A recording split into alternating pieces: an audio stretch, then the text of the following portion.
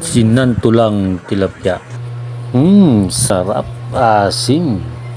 Tara, umpisa na nating lutuin. Hi guys. Magkakata kami ng tilapia.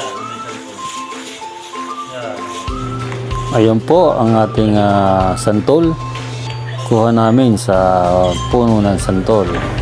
Siyempre, alangan sa puno ng bayabas. O yan, ang una ay ating hihiwain ng santol. Katapos ay dadalokitin natin ang buto. Kita nyo naman, hindi halatag maasim. Ayan po, bibilisan na natin ating video. At mahaba-haba ito. Ayan po, nagkakayod na po tayo ng santol. Kailangan po ay dahan-dahan at baka masugatan ng ating kamay. Ayan o.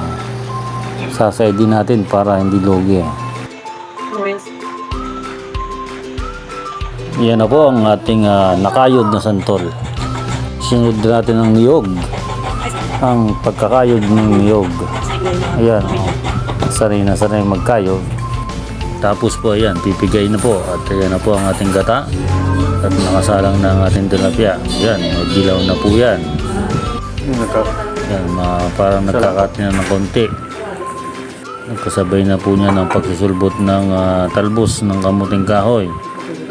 At ilalagay na po natin yan sa ating nagkakati ng tilapia. Pagkatapos po niyan ay ilalagay na natin ang gata. Ayan, napadami na yata. Pagkalagay po ng gata ay papakuloyin lang natin at iigahin ng kaunti ang sabaw ng gata. At ayan na po, luto na ang ating sinantulang tilapia na may gata. Ating sasandukin na at tayo ay kakain na. Ayan na po, kitang kita nyo naman sa kulay pa lamang ay napakasarap na.